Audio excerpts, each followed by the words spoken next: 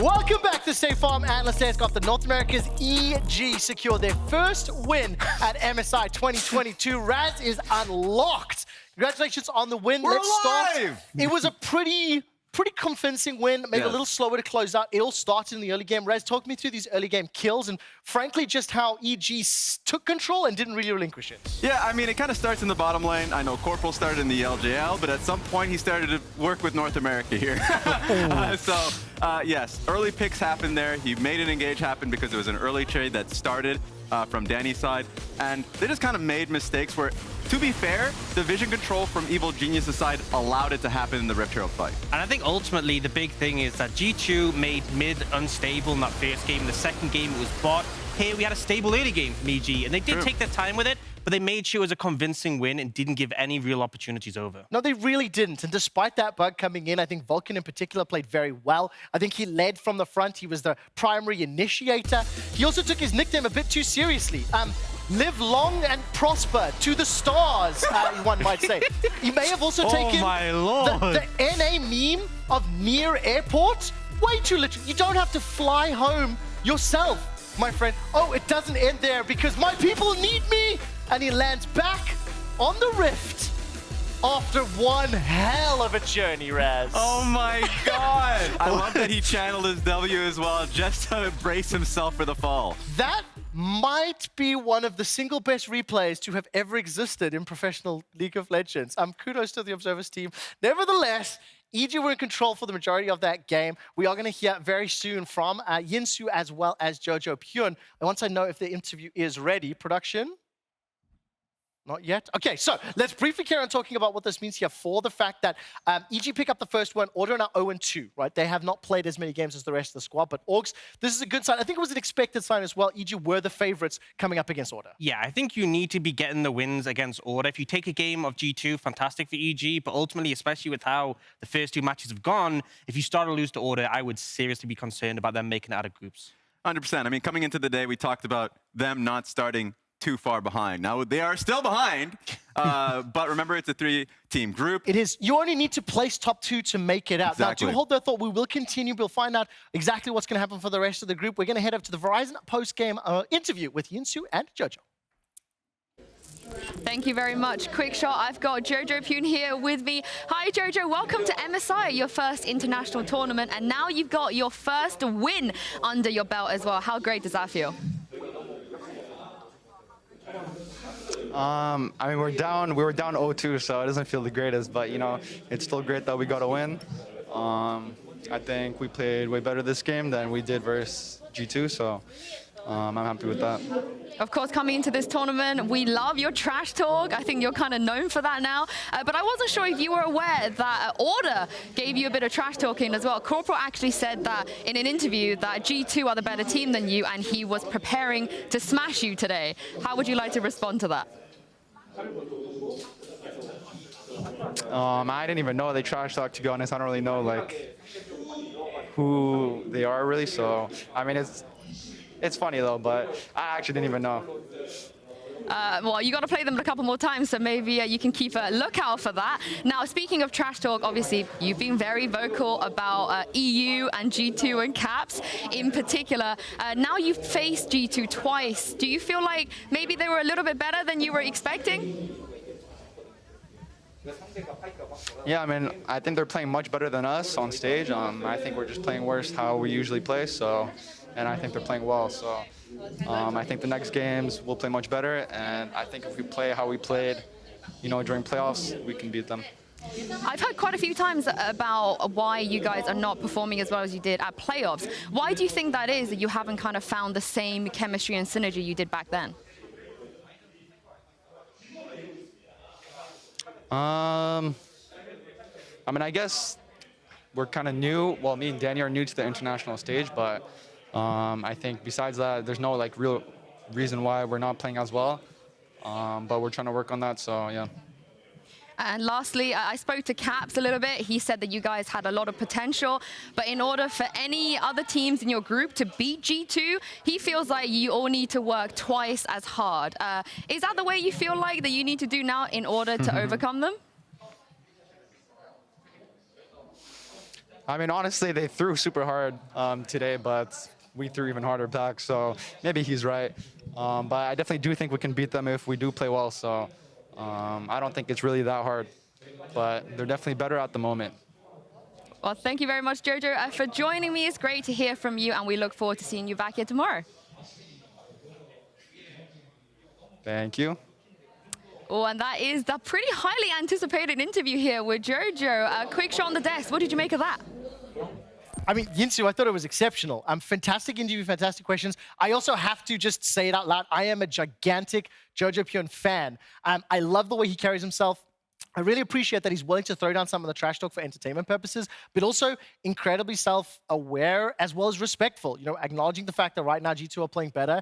What I really love is even through that mask, I can see him grinning and smiling. So I'm very excited to see where he goes from there. Let's bring it back to the game very quickly. Evil Geniuses did win. We're going to look at the OP player of the game. It was Impact.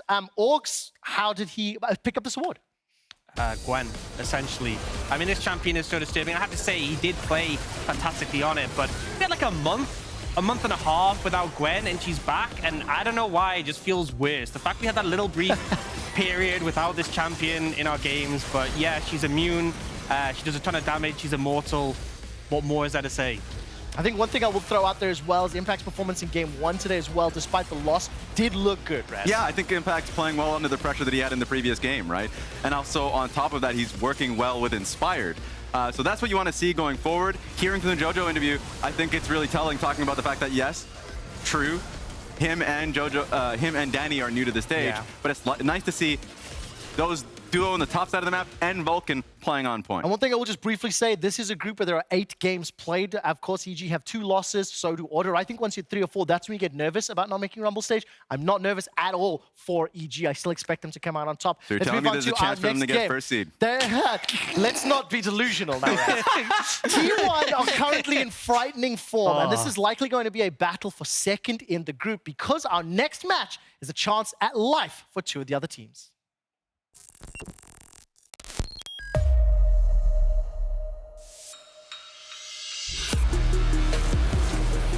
Big 2-on-2 on the bottom side again, and this time Shogun and Taki will get their revenge. This team is all or nothing. The Flash Berserk gonna get 3 of them, and Evie is just tanking everything up. DFM have won 7 out of the 8 past LJL seasons. They are the most dominant team to come out of Japan.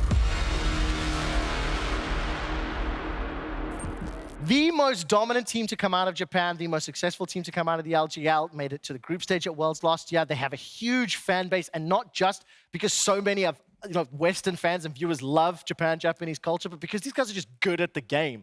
One of the things I want to highlight in particular, especially from yesterday, is just how good both of these teams have been in the early game, how aggressive they have. Raz, I'm going to come to you for some of the stats as well when you look at Yutapon and Shogun. Good. At 8 minutes, plus 1.5 and plus 1.1K. Well, that's good, right?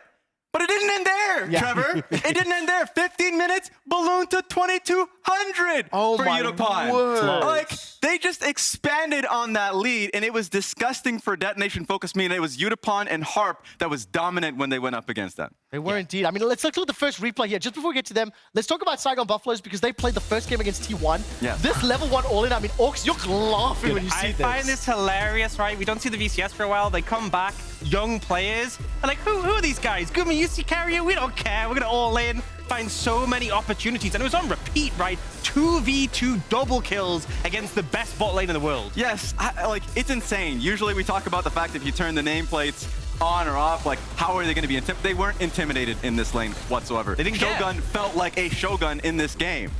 Yeah, I mean, just absolutely amazing performance. And it's unfortunate, right? They couldn't translate that through the rest of the game, but that's what I want to see from them. This is a region with an incredibly fast average game time, and I want to see more of that early momentum, particularly into DFM. Exactly. I mean, we wanted to see that lesson from the Buffaloes, from their finals, right? And I think that next step is using the bottom lane and essentially having an impact on the rest of the map. Rift Heralds is a big point. They had an opportunity to take it. They didn't. I want to see that this game. Gentlemen, the next replay is now DFM's bottom lane. How are Shogun going to match up against Yutapon? Because both of these teams seem to do the same things. I mean, Raz, I'll come to you first. Is this just going to be bloodbath all day? I think will be. I hope so. I really think so because Harp, the new face to the international stage, especially for DetonatioN FocusMe, just put on a clinic when he went up against Straight. From the LLA, Straight was really hyped up for being that kind of like carry in team fights in lane, but wasn't that person. It was Harp.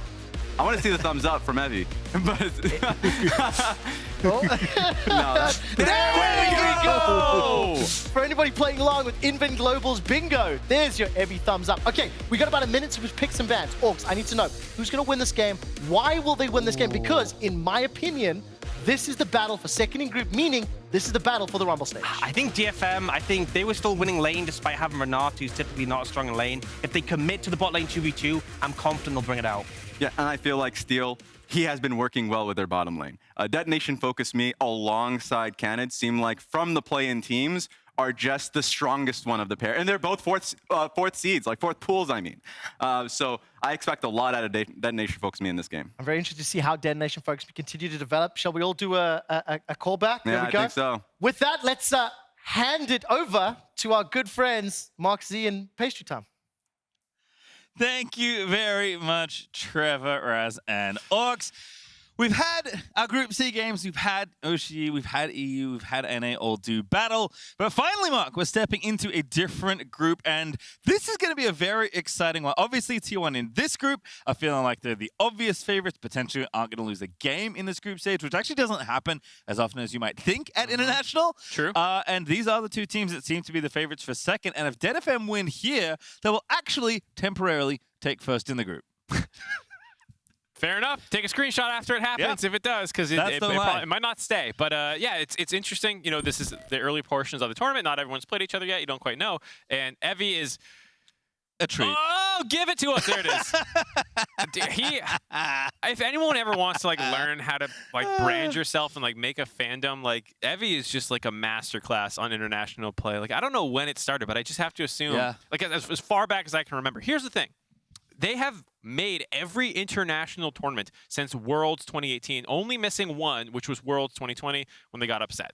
But other than that, they have won their splits. They're almost always first. You go back to their tournament history, and it's just all gold of firsts in their own region. They are unbelievable. And so, you know, he's taken that heavy and knows he's going to be on stage every single time. He has a whole brand about just the thumbs up and all that stuff. He's one of the true gems of the minor regions, always showing up. On and off the Rift. A great player. player. On the Rift as well. Yeah, and I mean, DFM, obviously their dominance means that they're just one of the most experienced teams of any roster. Like, they've been to MSI at least, like, more than maybe any other team. Like, probably T1 is equal or better than them as far as attendance, but, like, this team comes to, as you said, basically every tournament, and we see them all the time, and Evie and Yutapon have both been playing forever. Yeah, Evie, Steel, and Yutapon. Technically, Steel... Actually, no, Steel was there the entire time as well. They've been together since 2017. That is unprecedented, it feels like, in modern League of Legends to have a group of players that stuck together that long. It's insane. It's really cool that they've just kind of run their region the entire time. Flipping it over to Saigon Buffalo, it's almost the exact opposite of a story in some ways that you could pitch, because they didn't even win their region, technically. Gigabyte Marines is going to the Southeast Asia Games. So they have not come over. And Saigon Buffalo also was an organization that nearly bombed out. The VCS casters did a great job putting together like this little info slideshow. Shout out to those guys for hyping this up. But they were trying to turn over their roster. This is the continuation of Fungbu Buffalo, you might remember from years ago. And they started changing over their roster and their players, and it started falling apart. They might have almost got relegated out of their league, and they went all in on young talent. And since then, it's just been up and to the right in terms of growth and skill improvement for these guys. They're all so young. They were all 10 or younger when Faker won his world championship. Wow! Yeah, some of them were like 5 or something, like 8, I forget. They're insanely young. All of them have just been slowly on the up and up. They're 4 of their players are in the top 10 youngest in the MSI. So this is a team that you have to keep your eye on. You already heard the analysts talking about how bloody the games are going to get, but also just like they're a bunch of young guns who want to prove themselves on the international stage. No fear, certainly. Even against the likes of T1, they were absolutely going for it from the jump, as we are going to have 6 bans slotted in here. No, nothing too surprising. LeBlanc, Ari, Karma, Tristana, Jinx, interestingly, and Gallia, all the bans for DFM, as Twisted Fate locked in very swiftly here for Yaharong. Yeah, I think early on in the tournament, you'll just see people try and take out things they've seen before. It's one of those funny times, too, where we're talking about early in the tournament, you haven't seen people play yet, but they also played as far different in the group as you could. Saigon had to go up against T1, DFM had to go up against A's, and so you're trying to pull out what you thought was problematic. I can see why DFM saw that Tristana, that early level 1 all-in against T1 that kind of gave Saigon the angle, so they're like, all right, DFM is going to take that one away. Yep, no more of that.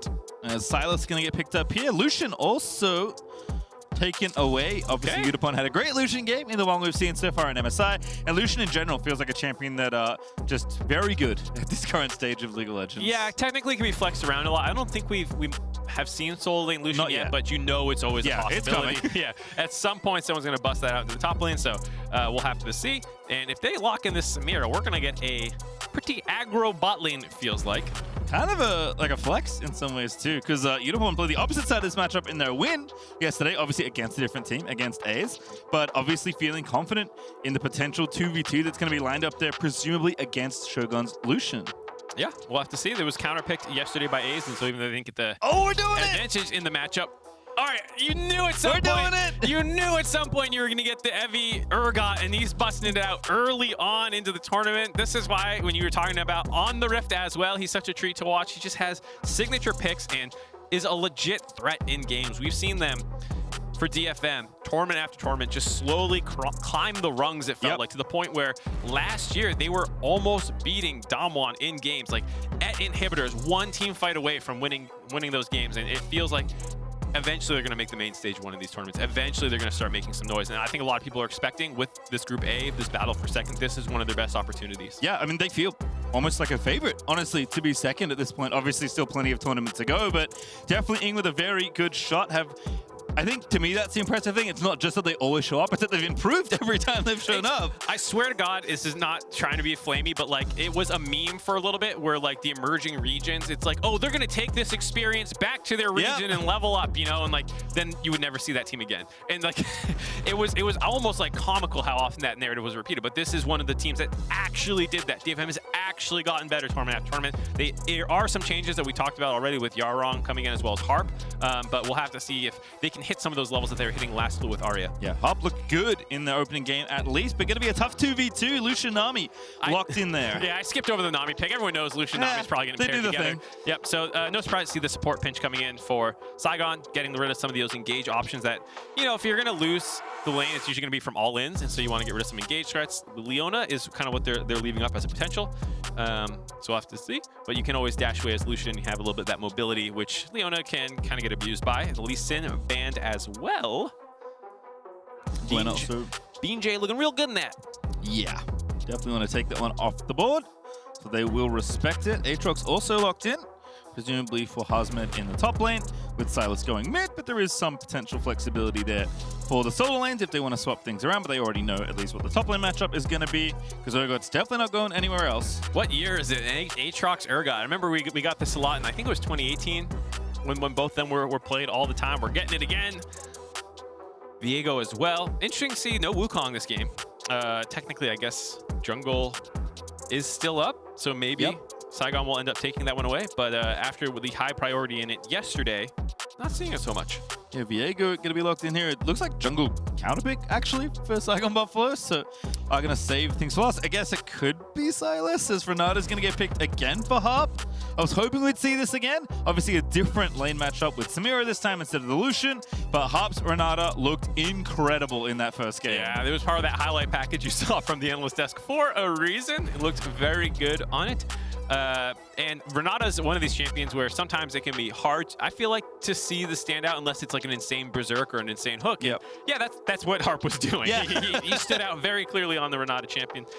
And the Volibear, one of the third most played for BeanJ, played it 3 times domestically, or 6 times, excuse me, domestically, third most played. There we go. And not the carry threat I was hoping to see. He sometimes busts out a lot of carries, can be someone that they invest more resources into, but given the current scrappiness that all 3 of their lanes have right now, you kind of want some stability from the jungle, and this is a great champion to kind of show up in lanes and set up kills. Yep, definitely good at assisting with ganks, can set things up. Nice and good in the early game. does drop off a little bit, but typically when you're picking something like Volibear and you want to get scrappy, you don't concern yourself too much with things like late game. You just get your gold lead and soar to the moon. Yep, and Yaharong on the Twist Fate, one of his signature picks. He played 3-5 times. Those were his most played. Rise, TF, and Ahri. He is more of an enabler in a lot of ways, it feels like, with the Rise and TF, trying to get up to Evi's lane, snowball that, get down to Yutapon, and they have good lanes to make that happen, both Samira and Urgot's not a traditional carry that you're going to like spoon feed, but he does do well with a couple of resources to then kind of be sent off onto an island after you raise him. Yep, can definitely make some big old plays, both in teamfights and 1v1. It is obviously going to be eyes on Yutapon again, though. In fact, this bottom lane should be very exciting from the tape we've already seen from these two teams. Yeah, Shogun and Taki, I think, going to want to bounce back, have a strong showing. They looked good. Yesterday was probably one of the power points on the map, you could say, for them. That all-in from the Alistair Tristana that gave him a leg up. I think he ended up with 3 kills relatively early total, but then the game plan just kind of fell apart and T1 came alive. But it was a scrappy game. They were finding kills the whole time. For me, it's going to be a lot on Froggy to see what he can do. I feel like the Sylas TF matchup, which was what he played yesterday as well, into Faker did not go super well. It's a matchup where while you're technically a counter pick, you don't necessarily stomp it. You just kind of get through lane freely, and then you're playing Sylas, who's kind of strong. And you also get to match the TF ult global pressure with your own by stealing his away. But he didn't manage to do anything in that game, it felt like. Partially because, hey, you're playing against Faker, so maybe it'll be a little bit better of a matchup this time around. Yeah, we'll see. Obviously, Froggy, lots of agency on a champion like Sylas, who's always been pretty good in the TF. Even got buffed recently. Unfortunately, we didn't go all the way back to 15-second ulti. But it is 30 seconds. Did you say fortunately or unfortunately? I really enjoyed that because I'm a degenerate. So probably unfortunate for me, great for literally everyone the entire else. player base, other than you. All right, well, teams are just fanning out here. Looks like nothing too spicy in the early stages of the game. Harp's going to go ahead, check that brush, make sure no one is coming on in, and junglers are going to set things up on the same side of the rift. It looks like Steel on his blue, BeanJ over on the red. No assistance required. Yep, early sweeper there by Taki. Gets a little bit of a chunk as they almost face check that, but did not actually end up getting rooted by Harp there. And a cheeky little ward by Froggy snuck in on the red buff, so they're going to know this is a top 2 bot clear for the Viego. Steel not technically warded out, but they're well aware of his, at least, direction of his clear. See Evie trying to get cheeky there, catching Hasmed going up to lane, but Hasmed just dodges it. Doesn't want to face check an Urgot at level 1, which makes sense. Urgot's very spooky. And it has been a while since we've seen this matchup. For a period of time, it was somewhat skill dependent. You know, like if the Aatrox hits his tippers, you can really mess up the Urgot. If you miss all that and get buckshotted with your knees 10 times in a row, that goes bad for the Aatrox. I assume it's relatively the same since that kind of meta of dominance that they were both in. Early level 2. Electrocute procced. It's just so powerful that the Lucian Nami, as you said. We've definitely seen it before. We know what's up. Is Evie gonna get some damage down? Whoop. I was about actually definitely eating the wrong end of that trade. Only level 1 as well. So Evie with the early bullying there in the 1v1. Yeah, hits level 2 power spike, zones Hasmed off the wave a little bit, chunks him out. Almost got him pretty low, but luckily there's going to be no jungle pressure on that side, which Hasmed knows doesn't need to worry about getting dove underneath the turret currently.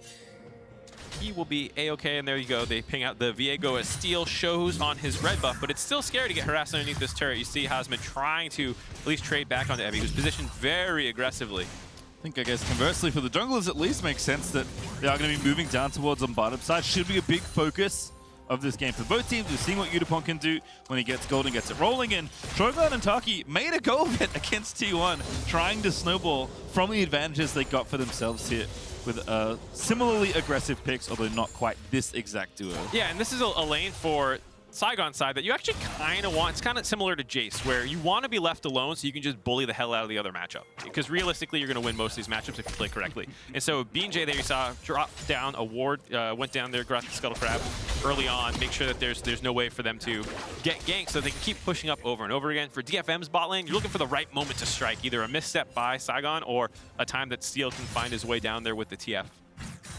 A little bit of scuffling potentially as Froggy does spot Steel. BeanJ not going to get access to this crab. They're still going to go ahead and take that one away, but he already got the bottom one. so they're going to split the difference on the precious Scuttle Crab.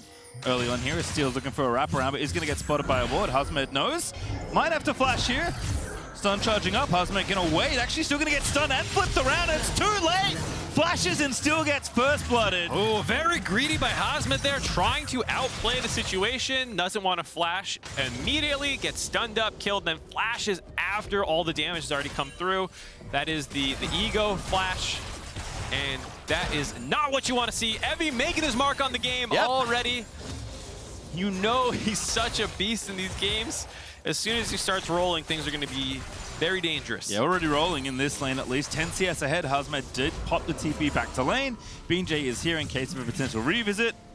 Maybe thinks he can get something happening on the Evie, but he buffers out of the chain, hops away, and out of mana, probably going to take his TP now and spend a bit of the extra gold he just collected. Yeah, we'll have to see what he comes back with. It's one of these matchups too, depending on how you want to go. So people go like that early TM out, you start getting the W procs when you turn your auto shoot on. Be very annoying, gives you a lot of control of the lane. See what happens. Looks like bot lane's reset as well. TP in from Evie. Executioner's Calling is the first port of call. Makes sense against the Aatrox. Don't want him healing up over the lane phase.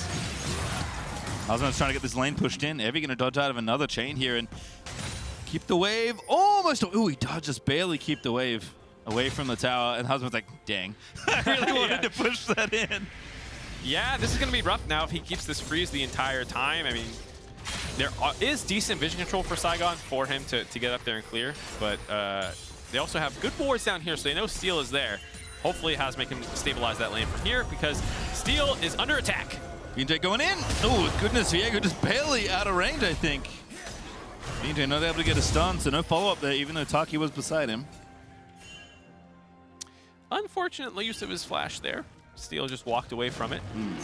It was a cute idea, but was going to be a hard kill anyways. I mean, they did have the Nami in support, but ends up using the Volibear flash there, which is relatively important. Like we said, with all these scrappy lanes, being able to come flying into a lane with a flash stun is huge. Losing it there is unfortunate. We're getting close to that 6. Yaharong has already hit his. Steel is close, and that's when we talk about these ports coming in potentially to the bot and top side and blowing this game open. This is when their comp begins to shine. Still going back. Who actually gets 6 off the ward there. A little bit of extra XP. Going to go ahead and see what's happening here in mid. Froggy already pre-stole Yaharong's Twisted Fate ulti. Maybe a little early. We'll see if he gets that one before it times out. Maybe he wants to make the proactive play as well. They're going down to the bot lane. Yep, here we go. Harp potentially in trouble. Does get a very nice handshake. Pushes Shogun away. And then flashes to safety. Very crisp out of Harp. Yeah, nicely done by Harp. Still loses his flash. So a net positive for Saigon, as well as the fact that Bean not having his makes it a little bit more difficult to have followed up on that play. But a small advantage in their favor right now. They're kind of continuing that pressure. He's hovering around there. He's not 6, can't turn off the turret. And instead, DFM going up to the weak side of the map. We'll see it again and just more harass here. As Yutapon's going to have to back away, but here comes top side. No ulti needed, already just popping the gold card there. And here comes Sylas, and it's too late. Froggy now in the wrong way as there's Evigan with the flip. And Viego's going to find that double kill. Oh boy, DFM crushing early on. This is why a lot of people, despite them being a pool 4 seed, expected them to get second in the group. Their top side of the map is just so strong. Evie, Steel, and Yaharong comboing together to get those 2 kills. Super clean execution. Saigon doing what they can in response, grabbing a ton of turret plates in the bot lane and the dragon as well, making it so it's not a total disaster, but it is making it very difficult now for side lanes to play against Evie. Yeah, I mean, obviously not the start they wanted here for Yutapon and Harp, but you do expect to take the L in the Lucian Nami matchup most of the time. You hold that L gracefully. Exactly. You know, you lost a couple plates, you're down 20 CS, don't worry about it. Samira's going to be fine in team fights. Your team has done nothing to support you. No one's judging that CS deficit. At least I'm certainly not, and I would encourage others not to as well. Steel's gone top twice. Yaharong's gone top. You have been attacked by the enemy jungler. You know, like this is a totally acceptable level. And I think learning to play or lose gracefully, as they say, is a skill in and of itself.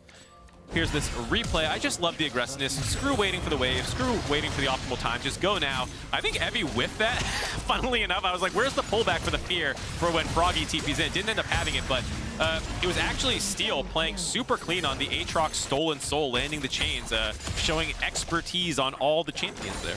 Looking good there. Also, I was slightly confused because I saw a Twisted Fate ulti, but I knew Yaharong had used Oh, it's his. one of those games for you, dude. You're screwed. Play-by-plays, when you got Sylas and Viego. Yeah. Woo! Sylas takes the Twisted Fate teleport into the Viego Aatrox match, and you're like, wait, what am I saying? Wait, Froggy has Viego ulti. I don't think you get access to possession. No, that's your Viego, passive, I'm pretty sure. technically, Yeah, okay. It's just, anyway, it's fine. So, Sylas is weird. Like, the way every ulti is coded is basically, the rules are different for all of them because the idea is for the ulti to function as close as possible to the champion you're stealing. Yeah, so you'll get an AP ratioed Viego ultimate, but Not you bad. won't get resets because you can't take possessions. And there's the real Yaharong Twisted Fate ulti. Very nice Q. Get the double knock, but Evie this time's gonna have him in the blender as he gets yet another kill in top lane. Nice turret trading there. Yaharong as the TF, more of the support. He grabs the turret aggro first, locks him up for Evie to do the damage, gets that meat grinder going for the 3rd time.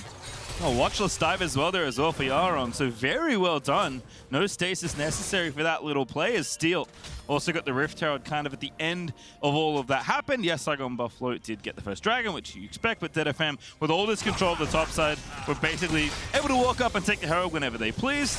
So Froggy's up here catching this wave. We might even see a little swap here because Hasmed's having a terrible time. Does not want to 1v1 this Urgot anymore. No, I mean, this is one of those games where you got to start moving things around. Luckily, the bot lane turret was broken open, so it's not an awkward rotation out from getting people into other lanes. But, I mean, this is what sets DFM apart from a lot of the minor regions to me when you watch their gameplay is a very strong understanding of macro and team compositions. A lot of teams are really good at, a lot of players are really good at champions, and they, from the minor regions, can go toe-to-toe in lane phases, and it's these kinds of situations that get outplayed. Oh, that's a bubble and a half out of Taki, but the counterplay is there. The wave comes through, but Yaharong just goes ahead and grabs BeanJ as the dive was a bit too aggressive. No, it was a good idea, just didn't get over the wall there for BeanJ. The initial quick kill, then he's gonna hop the wall and skedaddle out of there, but ends up not getting over, a little chunkier of a wall than he was expecting, and gives one right back. But I like Saigon looking for their opportunities, not going quietly into the night in this game. No, Yutapon here in mid, gonna go ahead and receive the wave. But again, Shogun and Taki very powerful on the Saigon Buffalo side. Gold lead only 1,000 between the two teams, despite how many kills DFM's top side has gotten, as we'll watch this one again. Yep, so just a nice timing window here while the side of DFM is split up, both people in their side lanes, and would have been a really good play. You just get to ult right out of there and escape, but just wall too fat, too thick, can't get over it. Feels bad, man. Feels bad. But I will say, to the point about the gold lead, one reason it's significant is not just the kills, but also you're playing against the TF, who generates gold. So for that reason, it is good that Saigon Buffalo is only 1,000 gold down. Their bot lane has been exceptional, as well as grabbing a lot of turret plates and all that. But that is some standing gold that is just waiting for DFM to take. They will start grabbing turrets in a minute here, I'm sure, with how well they're playing around the TF. And the 5v5, hold on.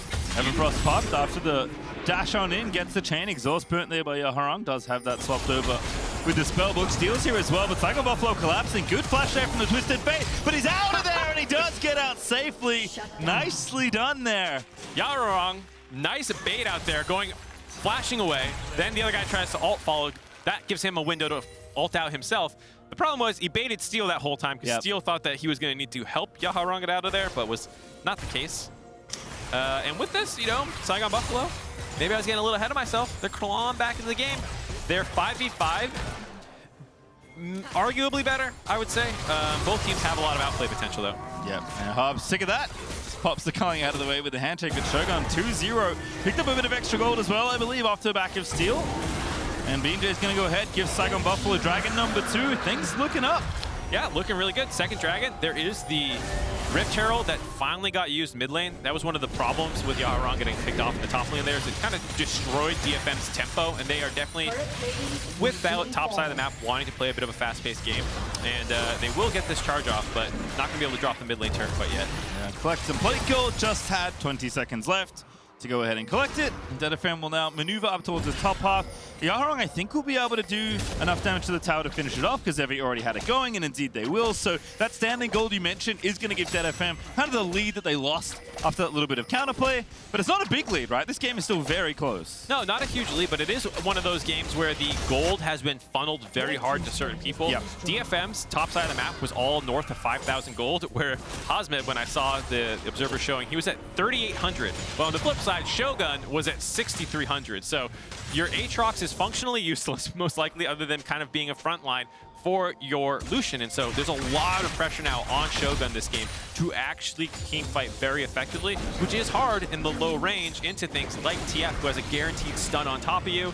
The Urgot's very annoying, and so this is a very high-pressure game for Shogun, and a very important game, as we're talking about, these two being kind of in contention, most likely to be getting out of this group. Yeah, and for Evi, obviously, he's got all the gold right now for DFM, although Yaharong with his assist and the TF passive is doing a nice job keeping up as well. Looks like RFC second is going to be the choice for Twisted Fate, so continuing the standard choice, but to be the enabler for the team, as you mentioned.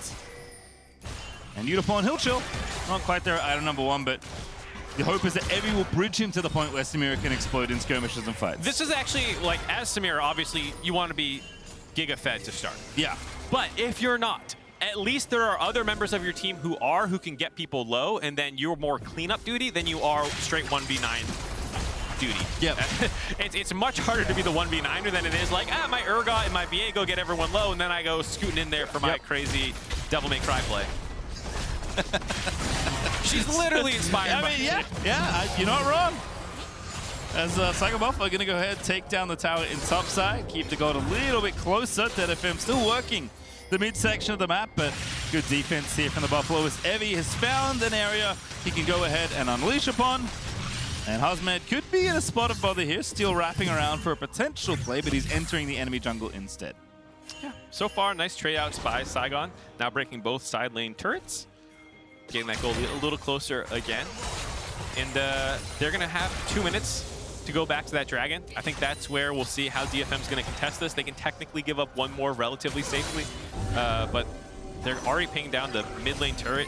I think there's going to be this big Rift Herald fight because DFM want to use that to break the mid lane turret to open up the map even more for the TF to get unlocked. And Saigon are already kind of reading that out, getting grouped up. They have really nice pink wards already in that situation. And looks like DFM doesn't actually want to even contest that and just leave Evi to keep split pushing. All right, so Saigon Buffalo going to go ahead, grab that second Herald. Nice move there, just making sure they take over that area and deny that potential play. Saigon Buffalo also happy to crack open mid, right? There's been a lot of play to kind of chunk down the tower there in that section of the map. So Evi is going to go ahead and get the objective he was after. But it does cost DFM at least his Herald and maybe their mid-outer as well. Yeah, we've been talking a lot about what are important objectives for you. And I would argue that that was actually a relatively important one for DFM. One, to finish off the mid lane turret for themselves, but also to deny, because it's a zero-sum game, Saigon Buffalo the same opportunity. Because now Saigon can use that to break the last outer turret of DFM, which makes controlling the dragons even easier. You can get that push a little further. And we've seen Shogun have the push this entire game. If Shogun's mid, he's getting the push, and then that means it's harder for DFM to approach the dragons, which they will need to do soon because Saigon's already stacked up 2 of them. Yeah, you can see that goal difference reflected between the 2 ADs. Shogun, with 2 items already done, has collective finish. Shield Orb is done for Yutapon, right? That's a very important part for Samira here. It's going to make her playable in the potential upcoming team fight for this dragon. But Saigon Buffalo should be able to make some room here. BeanJ currently in base, but he does have the Herald ready to go. And as we see the tower health on your screen, one charge looks like it's going to be enough to take it out, if not get very close. I mean, this is an easy play for Saigon a little bit. You charge down mid lane, you drop the Rift Herald, move into River, and then either the turret's gone, or the turret's basically guaranteed gone, and you have to stop the Rift Herald charge. And during that time, Saigon will also have mid priority to try and grab the dragon themselves. DFM know this. They've grouped up a little bit earlier on, moved into this river already, and are trying to make a play. Yep, it is bottom side, but they are going to duel the Twisted Fate ultis, and the gold card comes at the perfect time. The Stasis is going to buy some precious seconds, but it's not going to be enough for Froggy. Gets put into the Vitamix by Evi, and that will be a kill for DFM. Big mistake there. Saigon still make that play in the mid lane, dropping the Rift Herald and grab that turret, trying to grab their second one. Might be able to get it with a little bit of tanking, though. It's a little sketchy. Looking good there. Should get 2 turrets for that play, but during this time, DFM are going to be on the dragon. That's why they have the time to actually hang around here and get this, but it does mess up the dragon stacking. So Big mistake by Froggy there, getting caught out by the global map mobility of DFM. Not the end of the world. Still able to trade a lot of gold back onto Shogun yet again. But I think the bigger objective there was probably continuing that Dragon Saga for Saigon. So game has kind of stalled out in terms of their win cons. The gold lead was getting funneled to Saigon, who really wanted the Dragon. DFM wanted the gold lead. They got the Dragon. Now both teams are going to have to play it out from here.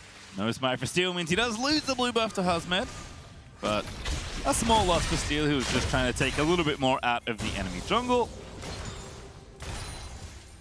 Definitely a game that, again, despite the lead from DFM, now they've broken up the Dragons, so it does feel like we're just approaching an even game, right? I think the gold lead at this point, especially if you take into account Twisted Fate's passive, just feels like it's basically even between the two teams, even if the scoreboard isn't necessarily reflective of that. As you mentioned a number of times, it is more about where that gold has gone.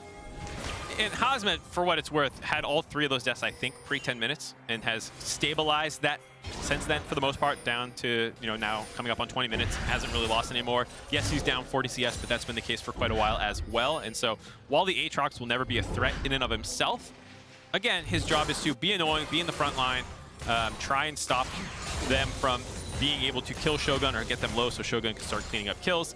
The thing that I like that DFM's doing is prioritizing some healing reduction, given that you're up against Nami, she heals a lot. You're up against the Sylas, he heals a lot. Aatrox healing. So this is some smart itemization so far by both the Urgot and Steel. Able to be, as the rich people, pick those up early and let Yutapon focus on continuing to just build damage. Is that team fight time? Froggy actually stealing Renata ulti. There he goes, he's gonna let it rip. Yutapon just blocks it, says, nah, I'm good with that. It looked like, oh, hold on. Oh, that's a big culling though. Yutapon now, no W left. It might have been a bait. It looks like genius as Shogun just takes out Yutapon. 100-0 as soon as the wall was down. Yutapon knows there's no way to stop that culling, just follows up on him and obliterates him. And with Yutapon down, Saigon are looking for the Baron. I gotta say that was intentional. Very nicely done for Saigon Buffalo. Using their little windows there to punish and give themselves a 5v4 for this Baron. And they are steamrolling the health of this objective, but DFM are going in. They need to make something happen. They dodged the tidal wave. The Baron taking a little less damage now. And Evi's a big threat, but Froggy steals another ulti. Now he's got Urgot ulti at the ready. BeanJ's gonna go in there. They're gonna try and get him, and they do take down the Urgot, but Evi lives with the Renata W. Still dies on the other end of it, and now they're back to Baron. Back to Baron at 4,000, has not healed up. They're gonna be able to grab this one. Steel's trying to get in. He's got it. He's got the smite ready. He can go for it. It's just going to be a flip. Seal's going to go. He can't get it. Shogun shuts it down. Yaharong is trying to make it happen, but the Baron gets taken by the Buffalo. Froggy sets it up for the next kill, and Shogun is going off in these team fights.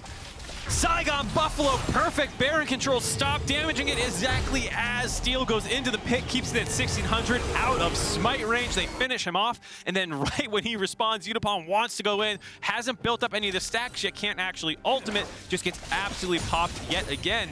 And now Saigon are looking super clean, 2,000 gold, Baron buff power play. A beautiful sequence as we watch it again here for Saigon Buffalo. So this was pretty crazy to watch. The ult steal from Froggy, while he's getting stunned up, here comes the Renata ultimate to make everyone look like they're going to be hitting each other.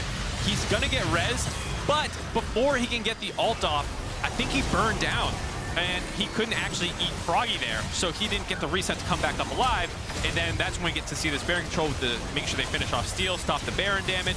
Here, they're trying to save something. Yutapon's just trying to make a play because it looks pretty doomed. Just can't build up his ult quick enough because you have to get to S rank before you can pop that one. Yep. Does not get there. Blown up, and a really impressive game from Saigon Buffalo when things were going so bad in the top side. Shogun, slowly over time accruing that gold lead, ends up making the play, killing Yutapon that started all that. And look, the difference over time, it's you know, a couple hundred gold, but the highest lead DFM has had in this game now belongs to Saigon Buffalo, and with a couple $100 over the top as well. And I gotta say, as much as I was hyping DFM up for the early game, maybe jumped the gun a little bit, but for Saigon Buffalo in the VCS region, this is huge. I cannot overstate how important this is, as hold on, might be a play on the weak side. Here we go, Steel up on the top side, Froggy the target, Viego ulti stolen, pretty good escape tool. He's gonna use it to get out of there. I like the attempt by DFM trying to cut off this play while kind of abandoning this bot lane turret. Doesn't work, but where I was going with that was Saigon has been away from international play for so long, 2 years basically without VCS in a region.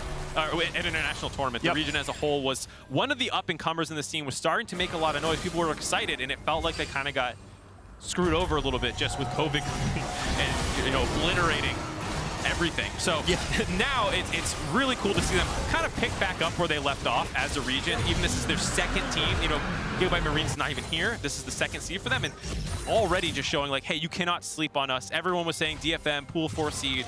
They're going to be the ones to actually get out of this group, and maybe throwing a wrench in that narrative. Yeah, so far so good for Saigon Buffalo. After that Baron at least, the Red Bull Baron power play up to almost 3,000. But the Baron buff's going to wear off. And Saigon Buffalo will sit on their gold lead of about 3K off the back of that. But they've flipped this game back to a lead, back to a decent lead, in fact, here. And they've also still got the Dragon stacking up. They can work on the potential Cloud Soul in 4 minutes 25 when it's back around. But obviously, Shogun, like we said, you have to carry this game. You got all the gold. You picked this Lucian. You must perform. He is overperforming in a lot of these fights. Yeah, I mean, just solo killing Yutapon basically did have some Nami buffs on him, but that is what broke this game open. And I don't think Saigon came into this game wanting to go, you know, full on all chips in the Shogun bet, but it has worked out. Again, another Stolen Renata ulti just to kind of zone them away. Froggy being very persistent again, showing off that Sylas cooldown buff to the ulti, able to steal quite a bit more frequently. And DFM just have to defend. There's no additional siege pressure. It's much harder for this team without the Baron, that's for sure. But Saigon Buffalo just need to contain DFM for as long as they can. Yaharong actually eaten by a chain. Shogun dominating. Is going to get another as Evi's forced to flip out of there. Yaharong seems like he lost track of where Saigon was, maybe thinking more people had recalled or that they were further into the river, but they got the clean turn. Ooh, stun. Volibear ulting away. Very nice from BeanJ, trying to bait them in. Evi looking to make the big play. He's going to put him in there as Yutapon. He's going absolutely ballistic on the Samira. Hasmed gets one at the end of it all. But DFM find a trade. 2 for 2 overall, but that was, of course, with Yaharong dropping a little bit earlier. Still have to be scared. Shogun is alive. He's very, very terrifying. But a nice play by Evi there to stop this pressure in the top side, it seems like. Yeah, DFM needed to do something. They needed to kick them away, get some gold back for themselves, and they have at least bought a little bit of time. Maybe more than that. TF ulti. TP up top as well. Yaharong here. Going for it there. Finds the gold card. Froggy tries to buffer in. Gets ever frosted. Yutapon going back through. Harp here as well. Trying to lock them up. Shogun so threatening. Yutapon, I think we'll be able to get one, but Froggy's pretty swift. Dashes out of the way, flashes out to safety. Bubble's going to protect him. Yaharong can't find the follow-up. And Saigon Buffalo has scored Froggy out of there. Uh-oh, another TP coming in. Pastry, we're not slowing down. Counter TF ulti Froggy. Here we go, wrap around flank. Harp flushing in, looks for the handshake. Froggy dashes out of there. Shogun gonna go godlike there, grabbing one. Looks for the second. Tidal wave to disrupt, but Evi, he's found the critical kill. Shutting down the Lucian as Hasmed wraps around as well, but DFM, they've already got a second. Yutapon starting to come alive alongside the Renata, but Froggy back up again. Here's BeanJ, another kill needed. There's Yutapon with the double, going in, Inferno Trigger popped, gets another, but BeanJ still alive. A triple kill for the now dead Yutapon as DFM will not stop fighting. Are they gonna stop fighting now? Looks like it. Hopefully give you a chance to recover. Good thing they put this game as our third cast of the day, Pastry, so you can blow your voice out and recover afterwards, because my God, that fight lasted forever. Both teams not wanting to cede an inch. No objectives up in the top side. Nothing particularly fought over other than pride and the gold in your pockets. But overall, that didn't influence the game state a ton. The gold lead is still mostly in Saigon Buffalo's favor, 2,000 gold, as we have this insane chase down sequence using all their teleports. This is the most important thing. I think a lot of the teleports are down. But you can see Yutapon getting stronger, getting a little scarier. This was nice zoning by Shogun, making sure that they didn't have enough damage close enough to finish off Froggy. Some fancy feet to get out of there. And that's when the teleports start coming back in on the other side. The Aatrox comes back up. They think now they're over aggressive, and Shogun, as the primary carry, gets a little bit too aggressive here. Yaharong's stopwatch there allows Evi to get in range, and then with that ultimate, it's so frustrating. This is the problem with Lucian, is that there's just so many tools for DFM to stop him if there's not a great wall in front of him. Yeah, Yutapon did pop the W. Blocks the incoming Lucian ulti. Shogun didn't get that much damage done. Mostly Evi hit, but now the tidal wave in. They've stolen the ulti again. There's Froggy with the kill. Evi gonna live for a little while longer, but it's not gonna matter. Renata Glasc W cannot keep him alive, and Saigon Buffalo found a 5v4 with the Baron up. Yeah, this is not the tanky Urgot of old. You can actually hop on top of him, finish him off. There's no stone plate or anything, I don't think so. Very easy for them to find that kill when he's caught out of position, and the meat grinder that this Sylas is taking away is just adding this extra layer of lethality to make sure they can actually finish him off. And DetonatioN FocusMe have decided, perhaps rightfully so, that there's nothing they can do about that Baron, so they're going to leave it alone. Yaharong ulted to the bottom lane to try and take down a tower. It is worth a little bit of extra money thanks to the objective bounty, but the Cloud Soul is now up and available, and Saigon Buffalo are going to run straight to the objective. Yeah, DFM are going to have to seed this one. I don't think it's worth Steel trying to ult over into the pit and get it. So from here, Saigon will be able to set up. They want to start taking inhibitors, ideally. Have the map start working for you. Don't work for the map. Map's always trying to keep you down. There's a capitalist metaphor in there somewhere I'm too dumb to figure out. But here, off the reset, very strong. Still most eyes on Shogun, but quietly, Hasmed has gotten closer to even in the game. 2.5 items, almost 3 done to the 3.5 of Evi. Froggy has quietly been quite good as well. Yes. I feel like Shogun has done the most damage, gotten the most kills clearly, but Froggy has helped out find some of them with the ability to suppress Evi. Even if you don't get the kill right away, while you're chaining and pulling them in, they can't go anywhere or do anything else. And that works very well against tanks. It's one of the things that made Urgot so strong, and funnily enough, being used against him here. Yep, Sylas definitely using the full kit available in a lot of cases here. Seen a bunch of different ult steals there out of Froggy. Saigon Buffalo, wearing purple once again, are going to have to try and do a little bit more damage to these turrets. BeanJ leading the charge, just won't be stopped. Finally, hand shook in place by Harp as DFM know what's coming. Need to protect their inhibitor towers if they can, but it's a very tall ask with 1:30 left on this Baron. Yeah, interesting to see them prioritize the top inner rather than trying to work on the inhibitor turrets. They will be able to grab this one in a second. DFM have also shown they maybe want to fight as well, but Harp is base tanking that calling. The tidal wave comes in, Hasmed's going for it. Harp's gonna live. We're gonna have to go back to base, and the Renata Glasc ulti is gonna zone them away. Yeah, Froggy not managing to make that one work for him quite as well as the Urgot one thus far. One, Samira, when she swats that down, it actually destroys it, it looks like. You know, the way that you normally do with particles or projectiles. Yep. Apparently works with giant clouds of mist as well. Froggy in trouble, but does still live his ulti before he gets out. BeanJ taking damage, but not enough to pick him off. The Yaharong being very annoying on this Twisted Fate. And again, Evi's ulti, if they find the right target, they can kill just about anyone with a little bit of time, but Saigon Buffalo back away completely. The Siege not getting what they wanted, but they did at least get a bit more gold. Yeah, 30 seconds means there's not enough time to reset and go back to these. So I would say for DFM, mission accomplished. That's as good as you could hope for realistically, is making sure that you don't lose the base.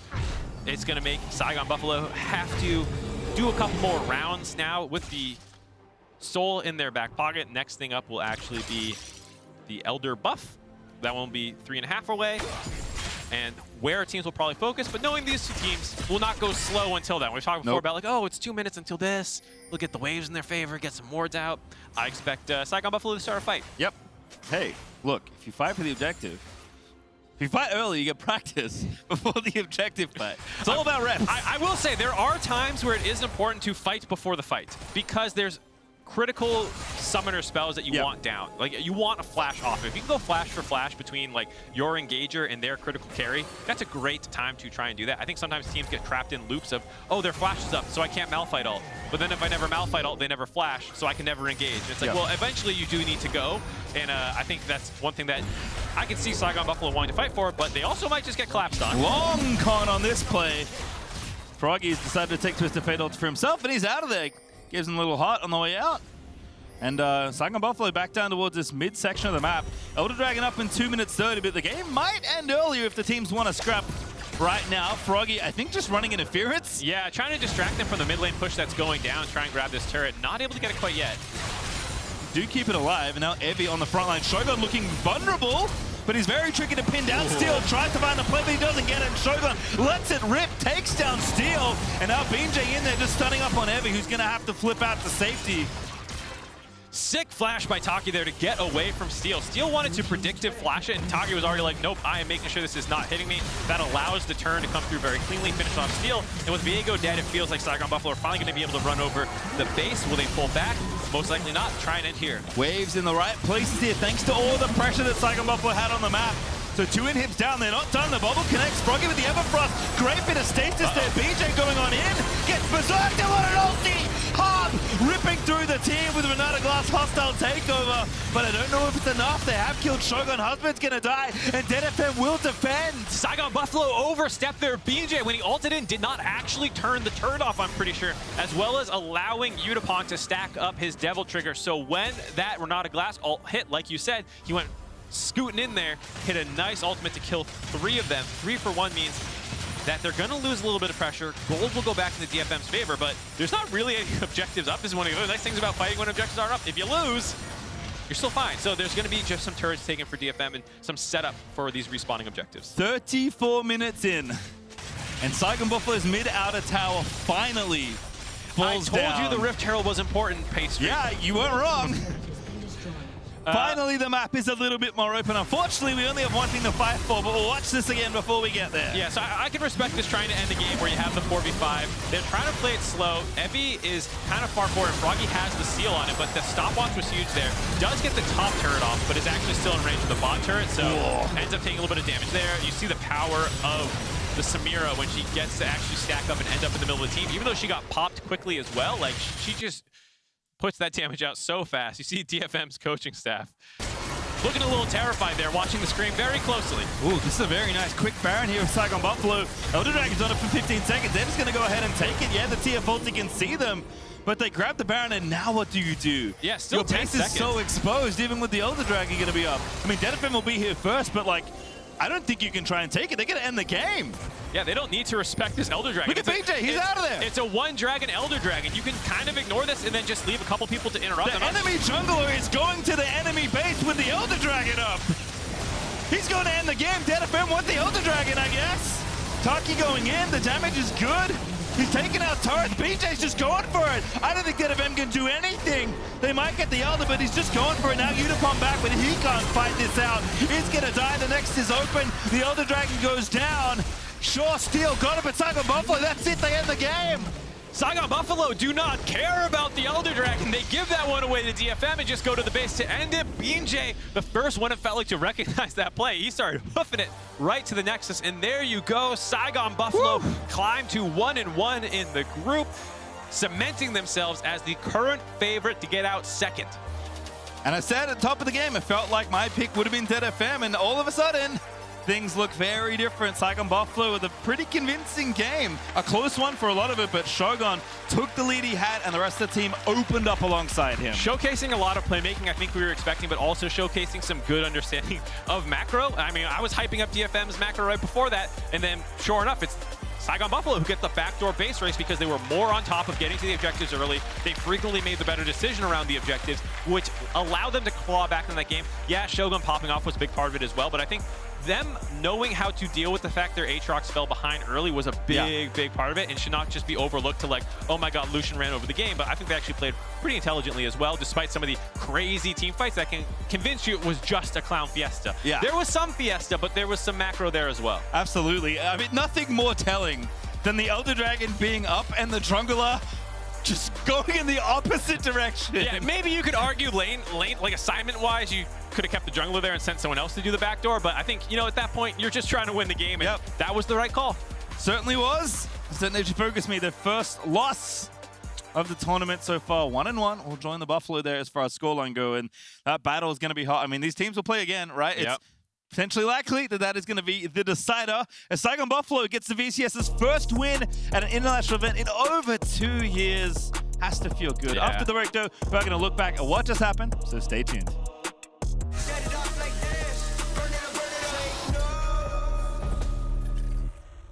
The world is watching. Get on board. Check the lanes. Pay attention to the best. Join the ranks. Be the challenger. All in for the trophy. This is for all senses. This is for all players. Buckle up. Take notes. MSI 2022. Driven by Mercedes EQ.